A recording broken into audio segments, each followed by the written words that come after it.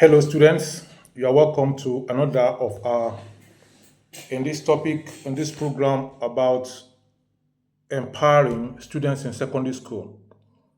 Part of this program today, we are looking at what is called the SQ3R Study Technique. SQ3R. That is SQ3R Study Techniques.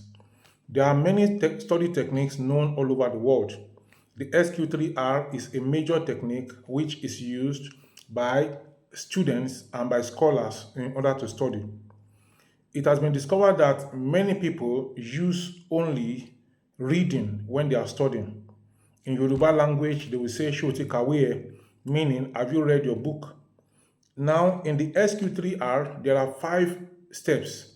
Number 1 is the S, number 2 is the Q, the third one is the first R, the fourth is the second R, the fifth is the third R. So there are 3R and there's an SQ. Out of all this, the only thing people focus on is reading. Many people just read. They do not do the S, they do not do the Q, they do not do the second R, they do not do the third R. All they do is to read.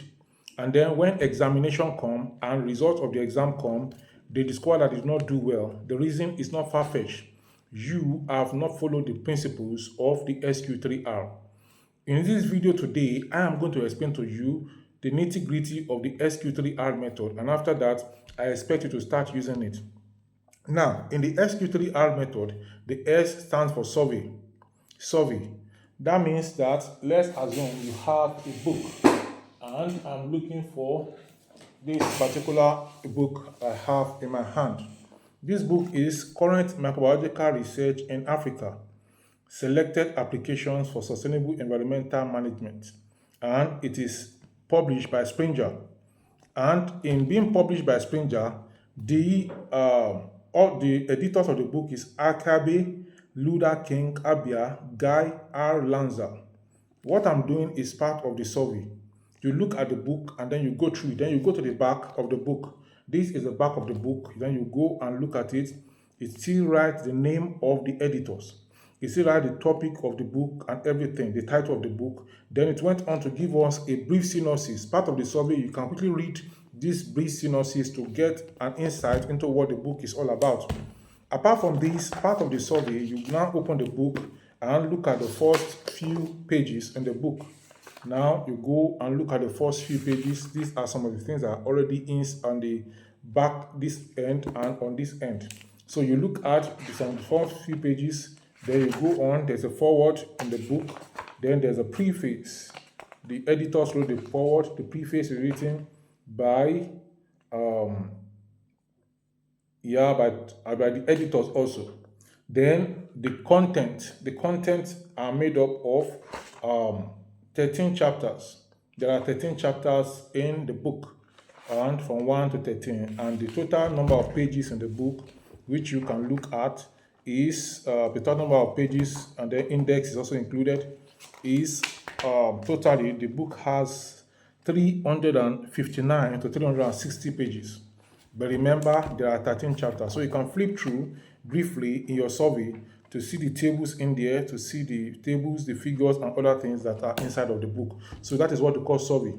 With this survey, I know that this book has 13 chapters. So it's a big book of about 360 pages. Many people are afraid to study a book of 360 pages. They wonder how they are going to devour the book. It is very simple to devour. Since there are 13 chapters, you can break it down into 13 days. That means on day 1, you go with chapter 1. On day 2, you go with chapter 2. On day 3, you go with chapter 3. On day 4, you go with chapter 4 until day 13 when you look at chapter 13. So this helps you to plan ahead. So that is survey. So you have a book you want to read, maybe it's an exercise book, maybe it's a notebook, maybe it's a textbook, maybe it's any book online or offline. This is the first thing you need to do. You survey. The second thing you need to do is to question. After you have surveyed, you need to question. Before you start reading chapter 1, you have to have your jotter by your side. So chapter 1 is on some bacterial pathogens of public health concern in water and wastewater and Africa perspective. That is chapter 1. Then you go to the subheading, primary water sources in Africa. That is the first subheading. Then you go ahead and write a question in your jotter What are the primary sources of water in Africa? Then the second heading is relationship between bacterial indicators and pathogens. Then you question, what are the relationships between bacterial indicators and pathogens? The next thing, which is 1.3 in the book, is pathogenic E. coli and Salmonella in Africa water.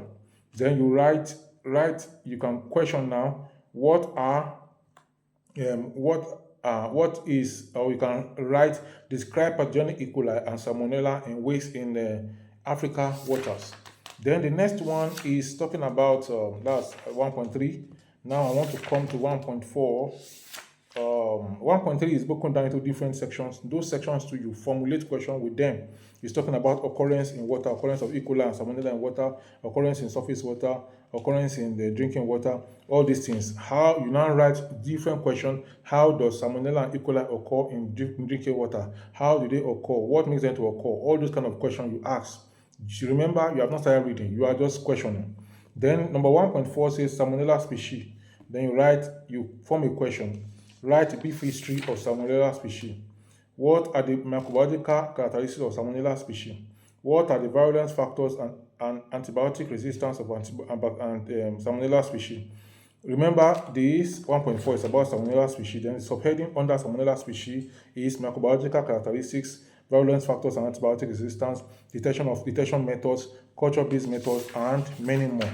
So with all these, then you have molecular-based methods. What are the molecular-based methods of identifying or detecting Salmonella species in water? All these are the things you write down. Remember, you have not started reading. What you're just doing is you are questioning. So don't just take a book and just start reading. You first of all survey, then you question. So you are still on the question, the occurrence of this Salmonella in surface water, then occurrence in wastewater, and then the conclusion. So all these occurrence in wastewater, you now said, how does Salmonella species occur in wastewater or in freshwater? Now the whole of this chapter is just about 21 to 20, about 21 pages. That is chapter 1, it's about 21 pages, and you have drawn a lot of questions out of it, written them down in your jotter. The next thing now, you go over, number 1, you have survey, number 2, you have question on only chapter 1, which you want to read on day 1. And this is chapter 1, which I've just picked out of the whole book. Now, the next thing you need to do is to read. Now you go ahead and sit down and read chapter 1. So you read chapter 1 in the first day, in day 1, you read chapter 1. You can see it's just 20 pages. So it's easy for you to start just and to read all through the 20 pages in a whole day made up of 24 hours. So even in 1 hour or less or thereabout, depending on how fast or how slow you read, you can completely read chapter 1. Now, if you can finish the chapter 1 in 1 hour, remember, you have written down some questions before. So as you are reading, your answer to the question is what you are absorbing. The answer to the question is what you are taking in. The answer to the question is what you are taking to yourself. After you've done that, you've read the chapter 1. Remember, you survey, you question. Now you've read the chapter 1. Now the next thing to do is which is you have done the survey, you have done the question, you have done the reading. Now what you do is to recite. You recite or you write down the answers to the question you have provided, which you have read about. Now you start writing. So you go to your jotter, you close the book, you close this book, you close it and put it on one side, and then you take your jotter and then you start writing in your jotter where you have written all the questions. Then you start answering the question by writing down. The optional method is to start answering the question by reciting. So you say, what is primary water sources? What are the primary water sources in Africa? The primary water sources in Africa are this and this and this and this. The best method for this is to write down, because in the exam which you are going to write at the end of the course or at the end of the subject, you are going to write down. So the best thing is for you to write down. And if you are looking at how many size book am I going to use to be writing down? You can use 160 leaf or 140 leaves devoted to that. Then if you don't have that, you can get the back of calendar. The back of calendar are usually white. So you fold it and then you use it, use this side, use this side, use this side until you finish it. Then you take another back of calendar, take another back of calendar. Before you finish all the calendar in your house or around that you can find, you will see that you have mastered the subject. Now you start reciting or you start writing answers to the question which you have written down, and after you have closed the book. Then the next thing, which is the last R, which is the third R now, is to review or revision. So you revise the whole work.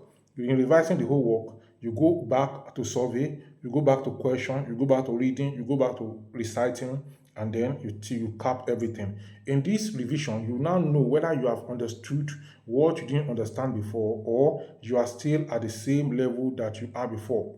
If you have understood what you didn't understand before, then you move on to perfect it by going over this process again. If you see that, oh, I've grasped 50%, no problem, give yourself a break, go away for 1 hour or so and do other things, and then come back and sit down and repeat the process.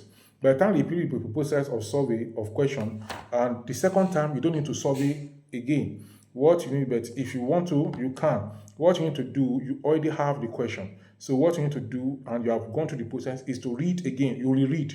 So you read again, and then you answer the question again at another point without looking at the material. So that is the SQ3R study technique. That is the best in all the world. There are other study techniques, but this SQ3R is the best. I have used this method, and today I am a lecturer in a university based on using of this method. It's going to make you to study extensively, but at the end of the day, you are going to become an embodiment of knowledge, an embodiment of wisdom. My name is Dr. Olubengade Titun, and I am the brain behind the Destiny Helpers Educational Foundation. Subscribe to this channel, and I'm going to see you in the next video. Please make sure you survey any material you want to read. Make sure you question, make sure you read, make sure you recite, and make sure that you review. I'm going to see you on the success side, and your good story of how you became successful can be dropped in the comment section below. Share this video with your friends and your family, and I'm sure they are going to be happy that you did that with them. Bye for now.